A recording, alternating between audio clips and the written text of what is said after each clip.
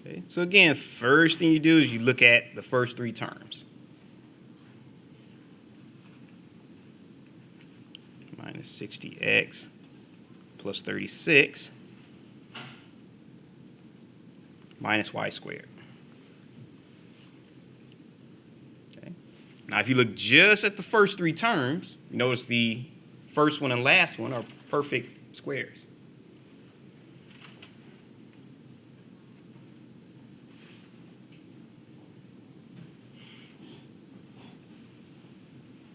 Okay. So since they're perfect squares, we know we can look at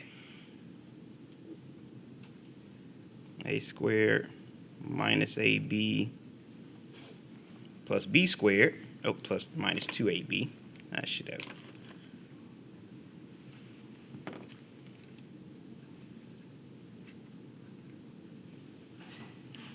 A minus b squared.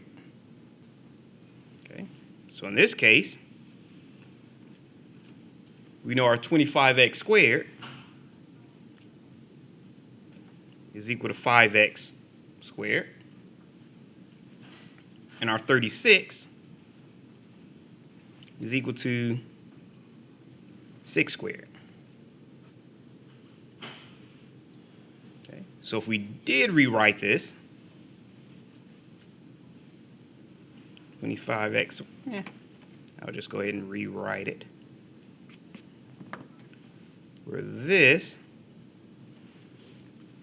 will become 5x squared minus, leave that middle one blank for a second, move this out the way, didn't have to be that far down,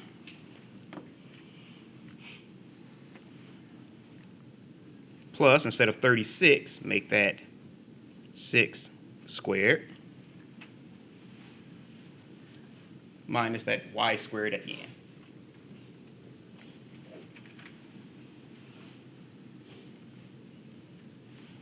Okay, so we know that middle term has to equal 2 times a times b. Okay, so in this case, a is equal to 5x, and b, sorry about that, picked the wrong one.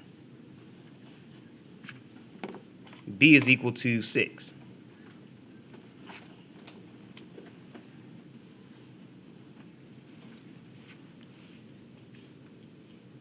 Okay, so it means 2 times a times b is 2 times 5x times 6. Okay, 2 times 5 is 10. 10 times 6 is 60. So we have our 60x, which matches, there we go, our middle term here.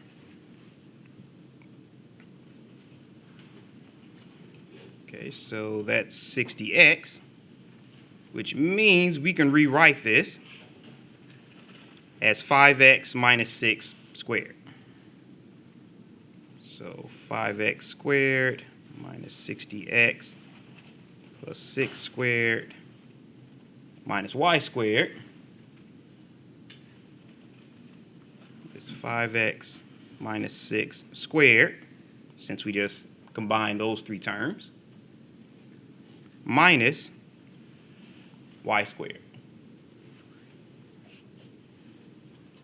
Okay, so now we have our difference of squares.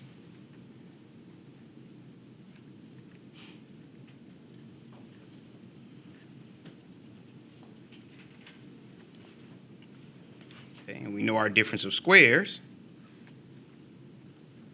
A squared minus b squared is a plus b, times a minus b.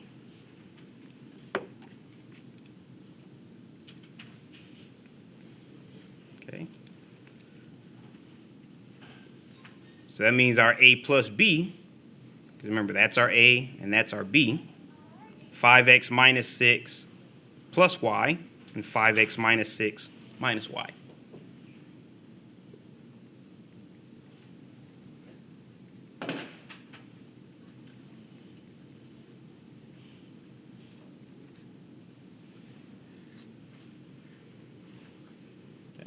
So that would be your final answer.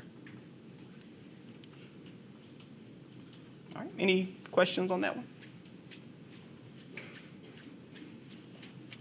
All right. Leave that up for a few seconds.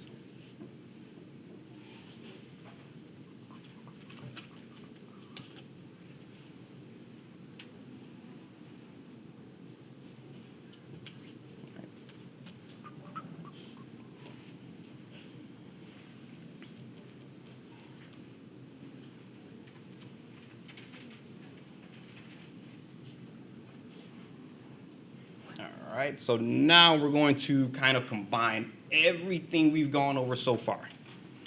All of the factoring by groupings, all of the, oh, yes. Would I be able to make an announcement now? Oh, sure. I just heard you say the word factoring, Yeah. and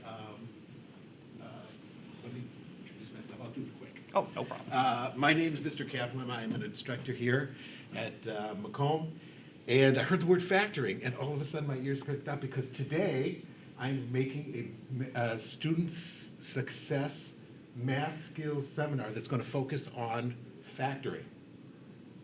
So if anybody wants to come, I had a lot of students that came last time. Last time we had to get a bigger room. There was so many students, and I asked, "Wow, it's so great that you're here." He goes, "Yeah, our instructor offered us extra credit for coming." So, but hopefully you'll find it useful. And I don't know if you give extra credit or not. So I don't want to get involved in that. Actually, you just beat me to the punch because it is worth extra credit. Okay, and so it is today, and it's going to be a repeat performance on Thursday from 2 to 3 p.m.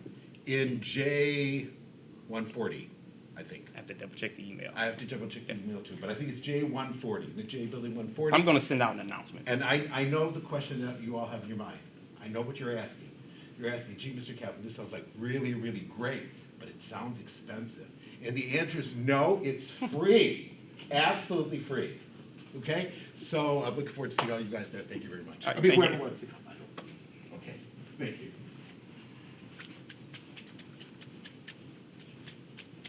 All right, so yes, it is worth extra credit. You will receive an announcement on probably later today telling you all about it. So, and for those of you who can't make it, there will be extra credit opportunities on top of it. Let's say if you have to go to work or something like that, there's something else you can do to earn extra credit.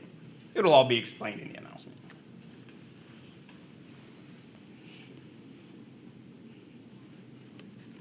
Yep.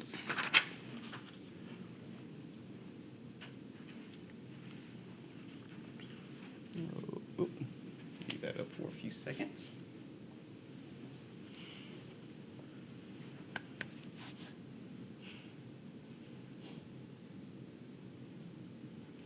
All right. So now we get all of that together and we simplify rational expressions.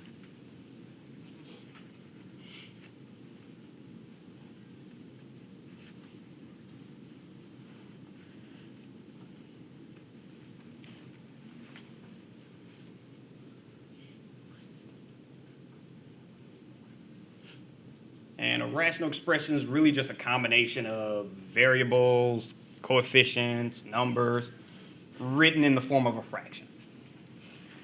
Now I'll give you a few examples. So a rational expression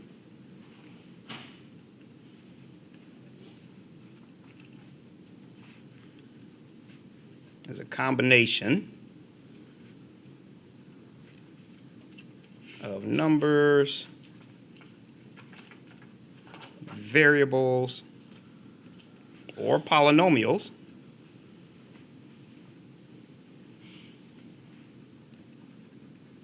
that can be written as a quotient.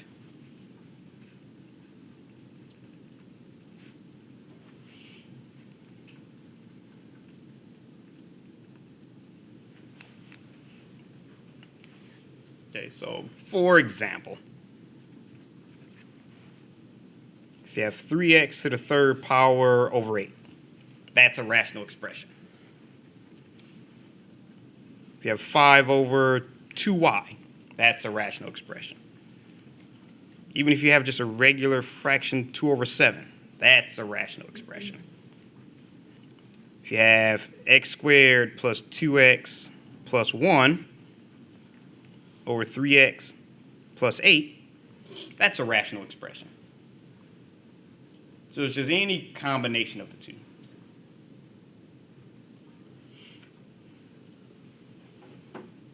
The only time it's not a rational expression is if you have an equal sign in there, then you have a rational equation.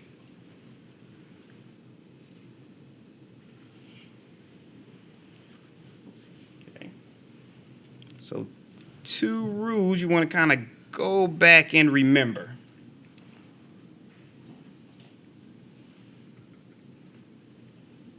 That whenever you're dealing with any kind of a fraction, your denominator can never equal 0.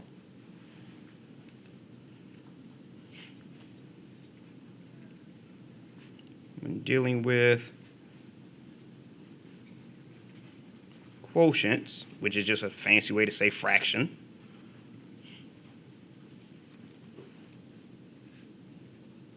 the denominator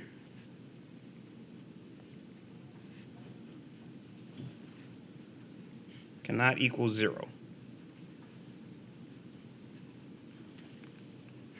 Okay. Same rule applies here. Denominator can never equal 0.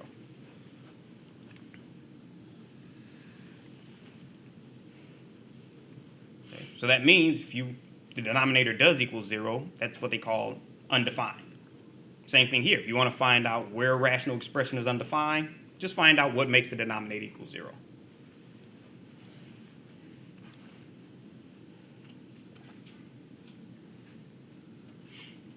So to find the undefined,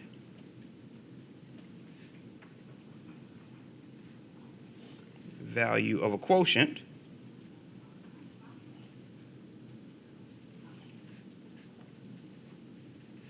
just find the values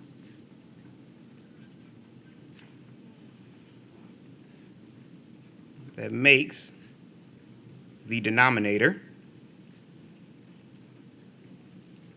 equal 0. Uh-oh. Clean up that E a little bit.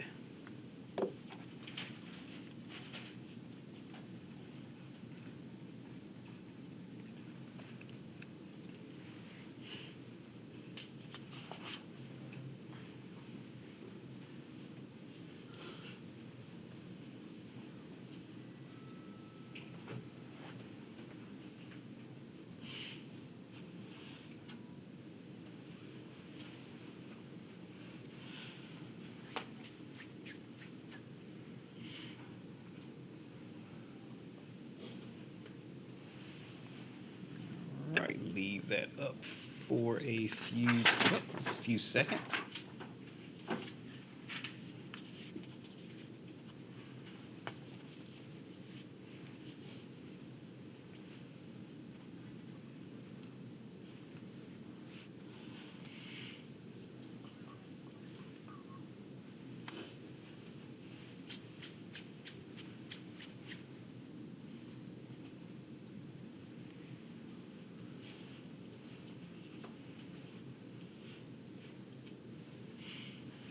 All right.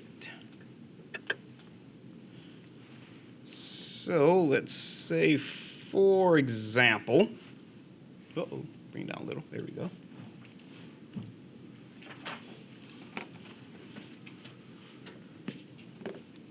Let's say we want to find any values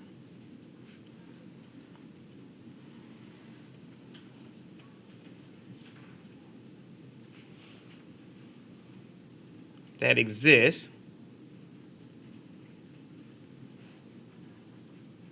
where the following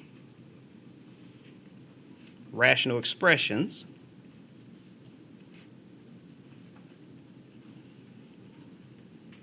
are undefined.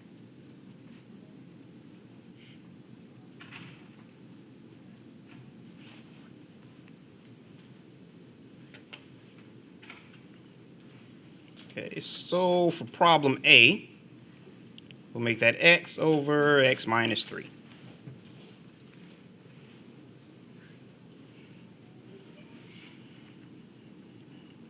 And for problem B, you have x plus 2 over x squared minus 3x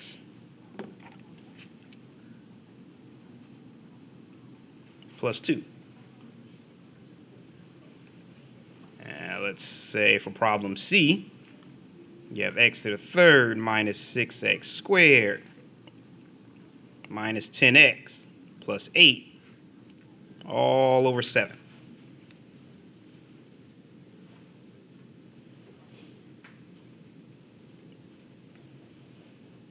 So whenever you see a problem and they ask you what value it's undefined, you completely ignore the numerator. The only thing you have to worry about is the denominator.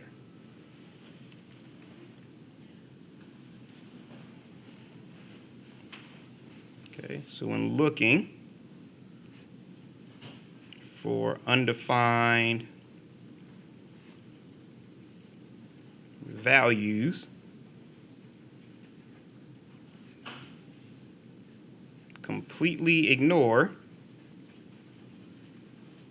the numerator.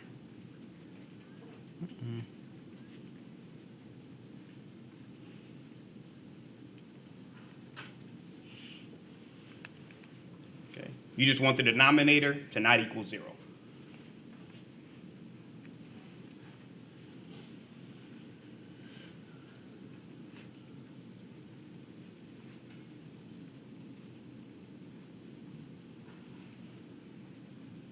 Not being equal to 0.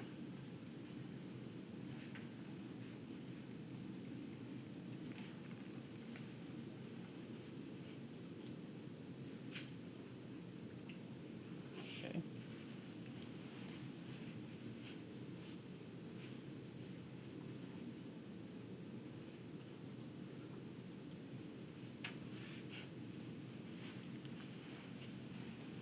Okay, so let's say for problem A, x over x minus 3.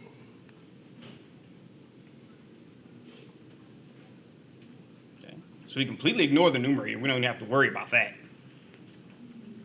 But we do know that x minus 3 can't equal 0. Okay. Since we know that x minus 3 can't equal 0, add 3 to both sides. So we know that x can't equal 3. Okay. You can plug in x to equal any other number in existence. Fractions, decimals, doesn't matter at all. The only number you can't pick is 3. That's when you get a denominator that equals 0. Okay. Okay, so let's say for problem B, x plus 2 over x squared minus 3x plus 2.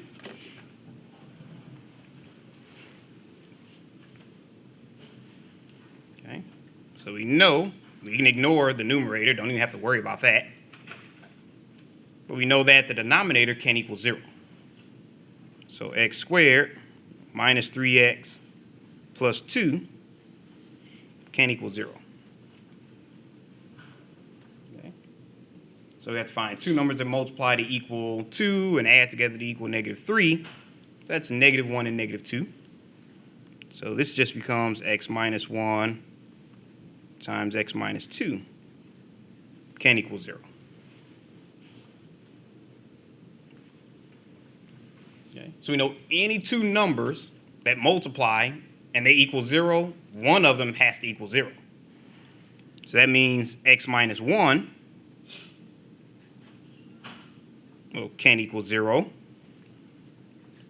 or x minus 2 can't equal 0. Because the minute one of those equals 0, 0 times anything is just going to be 0. Okay, so for this one, we add 1 to both sides. So we know that x can't equal 1. And for this one, we add 2 to both sides. We know that x can't equal 2. So it can equal any number to negative infinity, to positive infinity, in between 1 and 2, those are all okay. It just can't equal 1 or 2.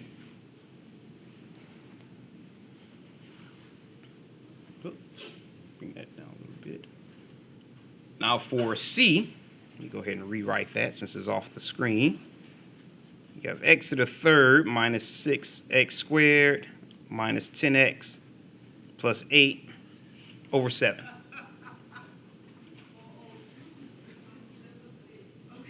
Okay. Now with that one, no matter what value of x you plug in, you'll never get a denominator of 0 because there is no x value in the denominator. So here, x can equal any number at all. So whenever you don't have a variable in the denominator, then that means you have no undefined values. So we know that 7, kind of separate that a little bit. 7 can equal 0, which is always the case. Okay, so that means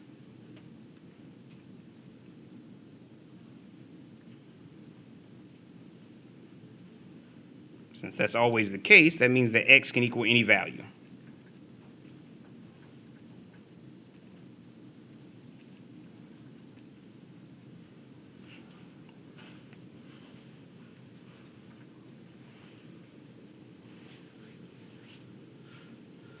Straighten that up a little bit. Okay, any questions on any of those?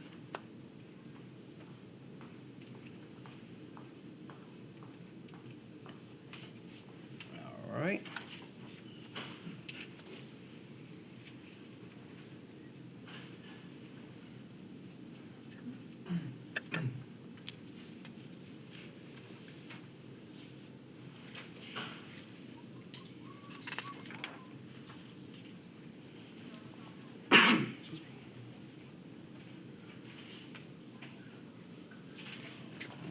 Looks like everyone done. Oh, almost.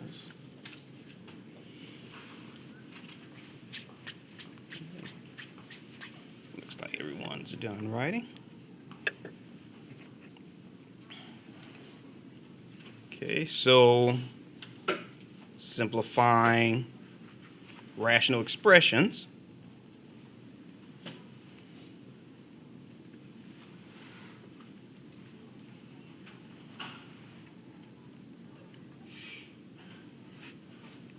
Okay, so the first thing you want to do when you want to simplify an expression is you want to factor the numerator and denominator.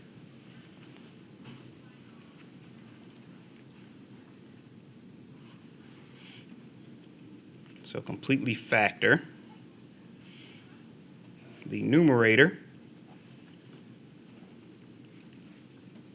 and denominator.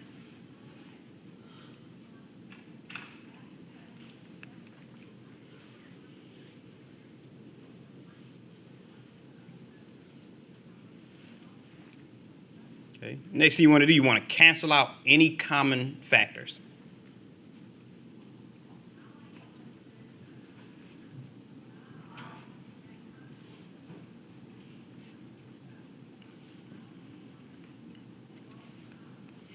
And whatever's left is your simplified expression.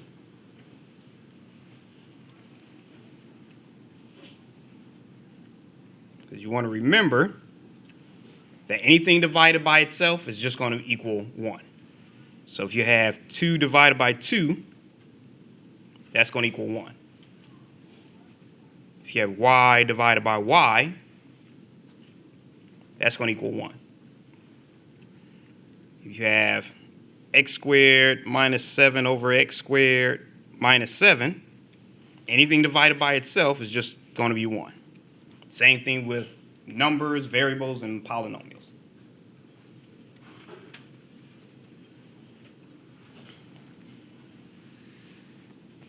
Okay, so let's say, for example,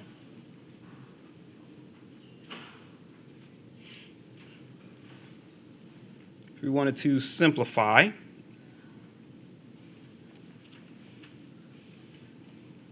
(5x minus 5) over x to the third minus x squared.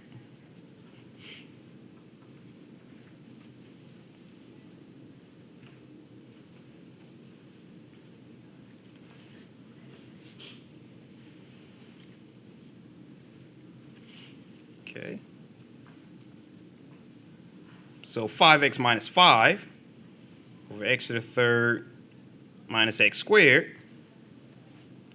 First, we factor both the numerator and denominator. So you can factor 5 out of both of those. So you have 5. 5 times x will give you 5x. And 5 times -1 will give you -5. Okay, so we factored our numerator.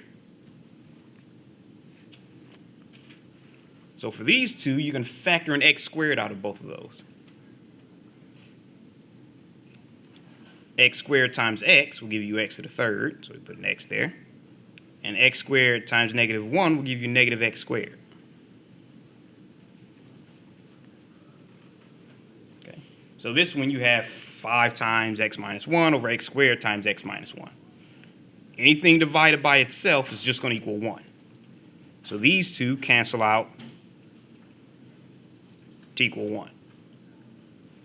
Which means the only thing you have left in your numerator is 5. And the only thing in your denominator is x squared.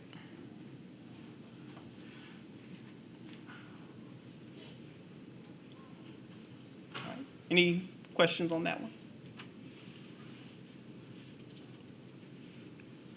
All right.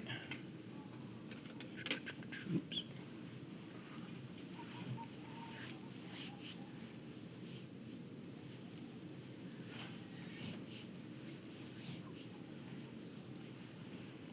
Okay, so let's say for our next example,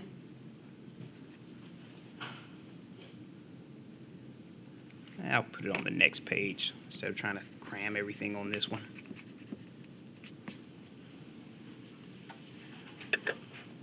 I'll leave this up for a few seconds.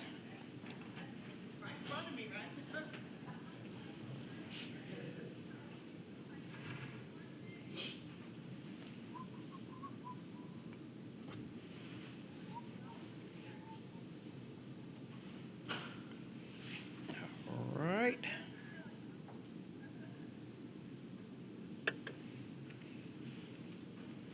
Okay, so let's say, for example, we wanted to simplify.